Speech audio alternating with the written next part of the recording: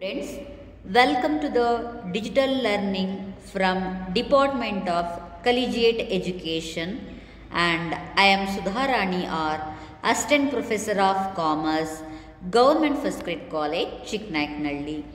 Dear students, in the previous session, we have discussed about the allocation and apportionment of overhead, and in today's session, we are going to discuss about the primary and secondary distribution of overhead.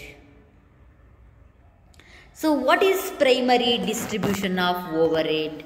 Primary distribution of overhead involves allocation or apportionment of different items of overhead to all departments of a factory. This is also known as departmentalisation of overheads. ಅಂದರೆ ಮಕ್ಕಳೇ, ಈಗ ನಿಮಗೆ ಯಾವುದೋ ಒಂದು ವೆಚ್ಚ ಗೊತ್ತಾಗಿದೆ. ಹಿಂಗೆ for example ಏನು ಹೇಳ್ಬೋದು ನಾವು ಇದಕ್ಕೆ ಎಕ್ಸಾಂಪಲ್ ಅಂತ ಅಂದರೆ ರೆಂಟ್, ಫ್ಯಾಕ್ಟರಿ ರೆಂಟ್ ಅಂತ ಇಟ್ಕೊಳ್ಳೋಣ. ಈ ಫ್ಯಾಕ್ಟ್ರಿ ರೆಂಟ್ ಅನ್ನೋದು ನಾವು ಆ ಫ್ಯಾಕ್ಟ್ರಿಯಲ್ಲಿ 3 ತರಹದ ಪ್ರಾಡಕ್ಟನ್ನು ಮ್ಯಾನುಫ್ಯಾಕ್ಚರ್ ಮಾಡ್ತೀವಿ. Product A, product B, product C. ಈ ಫ್ಯಾಕ್ಟ್ರಿ ರೆಂಟನ್ನು ಪ್ರಾಡಕ್ಟ್ ಎಗೆ ಎಷ್ಟು ಹಾಕಬೇಕು, ಪ್ರಾಡಕ್ಟ್ ಬಿಗೆ ಎಷ್ಟು ಹಾಕಬೇಕು, ಪ್ರಾಡಕ್ಟ್ ಸಿಗೆ ಎಷ್ಟು ಹಾಕಬೇಕು ಅಂತ ಡಿಸಿಷನ್ಸ್ ತಗೊಂಡು ಡಿಸ್ಟ್ರಿಬ್ಯೂಟ್ ಮಾಡ್ತೀವಲ್ವಾ. ಆಮೇಲೆ ಯಾವ ಬೇಸಿಸಲ್ಲಿ ಡಿಸ್ಟ್ರಿಬ್ಯೂಟ್ ಮಾಡ್ತೀವಿ, ಸರಿ ಪ್ರಾಡಕ್ಟ್ ಎಗೆ ಬಿಗೆ ಸಿಗೆ ಎಷ್ಟೆಷ್ಟು ಹಾಕಬೇಕು ಅನ್ನೋದನ್ನ ಡಿಸೈಡ್ ಮಾಡ್ತೀವಲ್ವಾ, ಅದಕ್ಕೆ ನಾವು ಪ್ರೈಮರಿ ಡಿಸ್ಟ್ರಿಬ್ಯೂಷನ್ ಅಂತ ಕರಿತೀವಿ. ಅದನ್ನೇ ಇಲ್ಲಿ ಹೇಳಿರೋದು, allocation or apportionment of different items of overhead to all departments of a factory. ಅಷ್ಟು ಡಿಪಾರ್ಟ್ಮೆಂಟಿಗೆ ನಾವು ಅಲೋಕೇಶನ್ ಮಾಡೋದನ್ನು, ಅಪೋರ್ಷನ್ ಮಾಡೋ ಪ್ರೋಸೆಸ್ಸನ್ನು ಪ್ರೈಮರಿ ಡಿಸ್ಟ್ರಿಬ್ಯೂಷನ್ ಅಂತ ಕರಿತೀವಿ. Next, while making primary distribution, the distinction between production department and service departments disregarded since it is of little use. The distribution of different items of overhead in different departments is attempted on some logical and reasonable basis. ಇಲ್ಲಿ ನಾವು ಸ್ವಲ್ಪ logical ಆಗಿ ಮತ್ತು reasonable ಬೇಸಿಸಲ್ಲಿ ನಾವು ಅಲೋಕೇಶನ್ನ ಮಾಡ್ತೀವಿ. ನೋಡಿ, ಯಾವ್ಯಾವ ಬೇಸಿಸಲ್ಲಿ ಯಾವ್ಯಾವ ಐಟಮ್ನ ಯಾವ ಬೇಸಿಸಲ್ಲಿ ಡಿಸ್ಟ್ರಿಬ್ಯೂಟ್ ಮಾಡಬೇಕು ಅಂತ ಹೇಳ್ತೀನಿ. First one depreciation of plant and machinery ಇತ್ತು ಅಂತ ಇಟ್ಕೊಳ್ಳಿ. ಇದನ್ನು ನೀವು ಹೇಗೆ ಡಿಸ್ಟ್ರಿಬ್ಯೂಟ್ ಮಾಡಬೇಕು, ಯಾವ ಬೇಸಿಸಲ್ಲಿ, ಅಲ್ಲಿ ಸುಮಾರು ಇರ್ತದೆ ಪ್ಲಾಂಟ್ ಆ್ಯಂಡ್ ಮೆಷಿನರೀಸು. ಯಾವ ಪ್ಲಾಂಟ್ ಆ್ಯಂಡ್ ಮೆಷಿನರಿ ಅನ್ನೋದು ಪ್ರಾಡಕ್ಟ್ ಎನಲ್ಲೂ ಇರ್ತದೆ, ಪ್ರಾಡಕ್ಟ್ ಬಿನಲ್ಲಿ ಇರ್ತದೆ, ಅಥವಾ department A, department B, department ಸಿನಲ್ಲೂ ಇರ್ತದೆ. ಹೇಗೆ ಹಂಚಬೇಕು, ಯಾವ ಬೇಸಿಸಲ್ಲಿ ಹಂಚಬೇಕು? ರೇಷಿಯೋಸ್ ಅಂದರೆ capital value of the asset, ಬಂಡವಾಳ.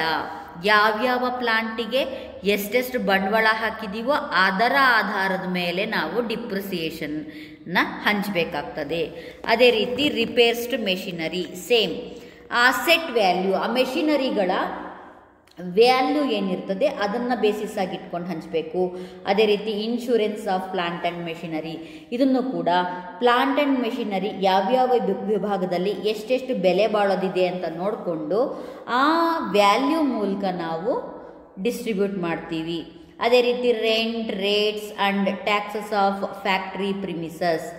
ಈಗ ಫ್ಯಾಕ್ಟ್ರಿ ಪ್ರಿಮಿಸಸ್ದು ರೆಂಟ್ ಏನಿರ್ತದೆ, ಟ್ಯಾಕ್ಸ್ ಏನಿರ್ತದೆ, ಇದನ್ನು ಯಾವ ರೀತಿ ನಾವು ಹಂಚಬೇಕು? ಈಗ ಫ್ಯಾಕ್ಟ್ರಿ ಅಂದಮೇಲೆ ನಾನು ಹೇಳಿದೆ 3 ಪ್ರಾಡಕ್ಟ್ ಇದೆ ಅಂತ. ಹೇಗೆ ಹಂಚ್ತೀವಿ? ಫ್ಲೋರ್ ಏರಿಯಾ, ಯಾವ ಡಿಪಾರ್ಟ್ಮೆಂಟು ಎಷ್ಟೆಷ್ಟು ಜಾಗವನ್ನು ಆಕ್ರಮಿಸ್ಕೊಂಡಿದೆ ಅನ್ನೋದ್ರ ಮೇಲೆ ನಾವು ಒಟ್ಟು ವೆಚ್ಚವನ್ನು ವಿಂಗಡಣೆ ಮಾಡ್ತೀವಿ. ಅದೇ ರೀತಿ ಪವರ್, ಮೋಟಿವ್ ಪವರ್, ಇದನ್ನು ನಾವು ಹಾರ್ಸ್ ಪವರ್, ಮೆಷಿನ್ ಏನು ಲೆಕ್ಕ ಇರ್ತದೆ, HP ಆಫ್ ದ ಮೆಷಿನ್ ಅಥವಾ ವ್ಯಾಟ್ ಆಫ್ ದ ಮೆಷಿನ್ನು, ಅದ್ರ ಮೇಲೆ ಡಿಸ್ಟ್ರಿಬ್ಯೂಟ್ ಮಾಡ್ತೀವಿ. ಹಾಗೆ ಇನ್ಶೂರೆನ್ಸ್ ಆಫ್ ಸ್ಟಾಕು, ಗೋಡೌನಲ್ಲಿ ನಮಗೆ ರಾ ಮೆಟೀರಿಯಲ್ಸ್ ಇರ್ತದೆ ಅಥವಾ ಸ್ಟಾಕ್ ಇರ್ತದೆ, ಅದಕ್ಕೆ ಇನ್ಶೂರೆನ್ಸ್ ಮಾಡಿಸಿದ್ದೀವಿ. ಅದನ್ನು ಹೇಗೆ ಹಂಚೋದು? ನಮ್ಮ ವ್ಯಾಲ್ಯೂ ಆಫ್ ದ ಸ್ಟಾಕ್ಸ್ ಏನಿತ್ತು ಯಾವ ಯಾವ ಡಿಪಾರ್ಟ್ಮೆಂಟಲ್ಲಿ ಎಷ್ಟೆಷ್ಟು ವ್ಯಾಲ್ಯೂಯಬಲ್ ಸ್ಟಾಕ್ ಇತ್ತು ನೋಡಿಕೊಂಡು ಅದರ ಆಧಾರದ ಮೇಲೆ ಹಂಚ್ತೀವಿ. ಅದೇ ರೀತಿ insurance and rent of factory building, ಇದು ಕೂಡ ಫ್ಲೋರ್ ಏರಿಯಾ ಆಕ್ಯುಪೈಡ್ ಮೇಲೆ ಹೋಗ್ತದೆ. Canteen expenses, welfare expenses of employees, ESI contribution, payroll expenses, fringe benefit to workers, supervision charges etcetera. ಇವನ್ನು ಕೂಡ ನಾವು number of workers in the department ಅಥವಾ direct wages ಮೇಲೆ ratio ತಗೊಂಡು ನಾವು ಡಿಸ್ಟ್ರಿಬ್ಯೂಟ್ ಮಾಡ್ತೀವಿ. ಅದೇ ರೀತಿ ಆಡಿಟ್ ಫೀಸ್ ಇತ್ತು ಅಂದರೆ ನಮ್ಮ ಸೇಲ್ಸ್ ಮೇಲೆ ನಮ್ಮ ಸೇಲ್ಸ್ ಎಷ್ಟಾಯಿತು, ಯಾವ್ಯಾವ ಡಿಪಾರ್ಟ್ಮೆಂಟ್ ಸೇಲ್ಸು ಎಷ್ಟಾಯಿತು ಅನ್ನೋದ್ರ ಮೇಲೆ ಡಿಸ್ಟ್ರಿಬ್ಯೂಟ್ ಮಾಡ್ತೀವಿ. ಅದೇ ರೀತಿ ಇಂಡೈರೆಕ್ಟ್ ಮೆಟೀರಿಯಲ್ಸನ್ನು ಡೈರೆಕ್ಟ್ ಮೆಟೀರಿಯಲ್ಸ್ ಮೇಲೆ, ಇಂಡೈರೆಕ್ಟ್ ವೇಜಸ್ಸನ್ನು ಡೈರೆಕ್ಟ್ ವೇಜಸ್ ರೇಷಿಯೋ ಮೇಲೆ ಹಂಚ್ತೀವಿ.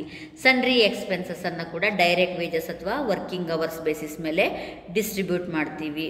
ಇನ್ನು ಕಾಸ್ಟ್ ಆಫ್ ಸರ್ವಿಸ್ ಡಿಪಾರ್ಟ್ಮೆಂಟ್ ಏನಿರ್ತದೆ, ಸರ್ವಿಸ್ ಡಿಪಾರ್ಟ್ಮೆಂಟ್ ಕಾಸ್ಟ್ಗಳು ಇವು ಪ್ರೊಡಕ್ಷನಿಗೆ ಸಂಬಂಧಪಡಲ್ಲ.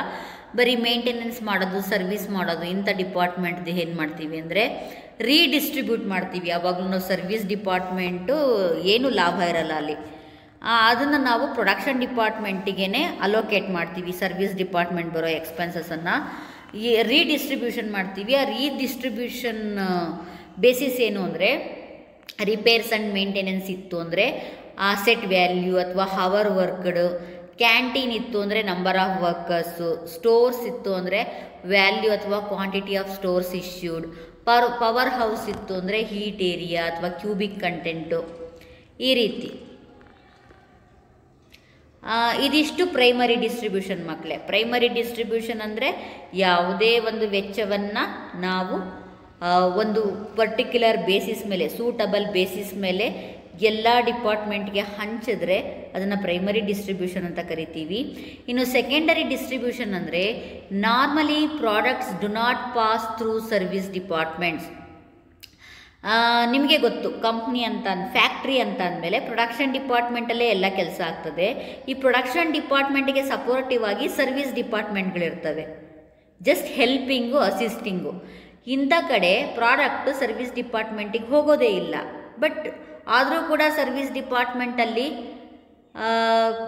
ಹೆಲ್ಪ್ ಆಗೇ ಆಗುತ್ತೆ. Service departments do benefit the manufacture of products. ಒಂದು ವಸ್ತುವಿನ ತಯಾರಿಕೆಯಲ್ಲಿ ಸರ್ವಿಸ್ ಡಿಪಾರ್ಟ್ಮೆಂಟ್ನ ಅವಶ್ಯಕತೆ ಕೂಡ ಇರ್ತದೆ. Therefore it is logical that product cost should bear and equitable share of the cost of service department. ಆ ಸರ್ವಿಸ್ ಡಿಪಾರ್ಟ್ಮೆಂಟ್ನ ವೆಚ್ಚವನ್ನು ಪ್ರಾಡಕ್ಟೇ ಬೇರ್ ಮಾಡಬೇಕಾಗ್ತದೆ. ಪ್ರಾಡಕ್ಟೇ ಬೇರ್ ಮಾಡಬೇಕು ಅಂದರೆ ನಾವು ಆ ವೆಚ್ಚವನ್ನು ಪ್ರೊಡಕ್ಷನ್ ಡಿಪಾರ್ಟ್ಮೆಂಟಿಗೆ ರೀಡಿಸ್ಟ್ರಿಬ್ಯೂಟ್ ಮಾಡಬೇಕಾಗ್ತದೆ.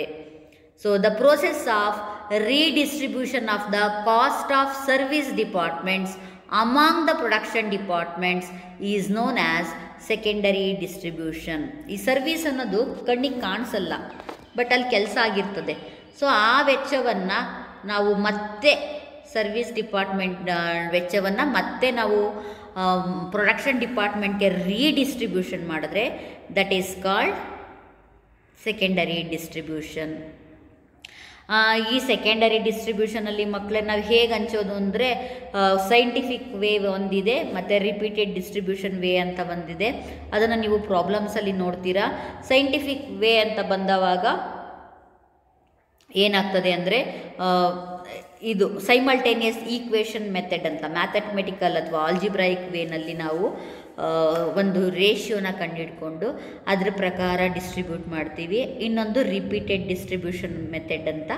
ಆ ರಿಪೀಟೆಡ್ ಡಿಸ್ಟ್ರಿಬ್ಯೂಷನ್ ಮೆಥಡಲ್ಲಿ ಸರ್ವಿಸ್ ಡಿಪಾರ್ಟ್ಮೆಂಟ್ ಕಾಸ್ಟನ್ನು ಒಂದು ಪರ್ಟಿಕ್ಯುಲರ್ ರೇಷಿಯೋ ಮೇಲೆ ಅಂಟಿಲ್ 0 ಬರೋವರೆಗೂ ನಾವು ಹಂಚ್ತಾ ಹೋಗ್ತೀವಿ. ಅದಕ್ಕೆ ನಾವು ಸೆಕೆಂಡರಿ ಡಿಸ್ಟ್ರಿಬ್ಯೂಷನ್ ಅಂತ ಕರಿತೀವಿ ಮಕ್ಕಳೇ. ಒಟ್ಟು ಇವತ್ತಿನ ಕ್ಲಾಸಲ್ಲಿ ನಾವು 2 ವಿಷಯನ ಚೆನ್ನಾಗಿ ತಿಳ್ಕೊಂಡ್ವಿ. One is primary distribution, that is apportionment or allocation of the overhead cost to 2 or more departments on suitable basis or suitable equitable basis. ಅದ್ರ ಮೇಲೆ ಹಂಚಿದ್ರೆ ನಾವು ಅದನ್ನ ಪ್ರೈಮರಿ ಡಿಸ್ಟ್ರಿಬ್ಯೂಷನ್ ಅಂತ ಕರಿತೀವಿ. ಹಾಗೆ ಡಿಫ್ರೆಂಟ್ ಎಕ್ಸ್ಪೆನ್ಸಸನ್ನು ಯಾವ ಡಿಫ್ರೆಂಟ್ ವೇಸಲ್ಲಿ ಅಥವಾ ಬೇಸಿಸಲ್ಲಿ ಹಂಚಬೇಕು ಅನ್ನೋದಕ್ಕೆ ಟೇಬಲ್ಸ್ ಕೂಡ ನೋಡಿದ್ವಿ. ಅದಾದ ನಂತರ ಸೆಕೆಂಡರಿ ಡಿಸ್ಟ್ರಿಬ್ಯೂಷನ್ ಹೇಳಿದೆ. Secondary distribution is nothing but the redistribution of service cost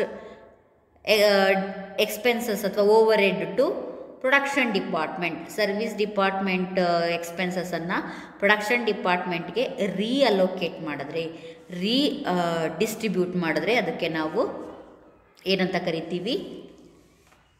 secondary distribution ಅಂತ ಕರಿತೀವಿ ಮಕ್ಕಳೇ. ಇದಿಷ್ಟು ಈ ಕ್ಲಾಸಲ್ಲಿ ನೋಡಿದ್ದು ನಾವು. Hope you people are understood this class and we will discuss another topic in the next classes. Until then, have a nice day ಮಕ್ಕಳೇ. Thank you for listening.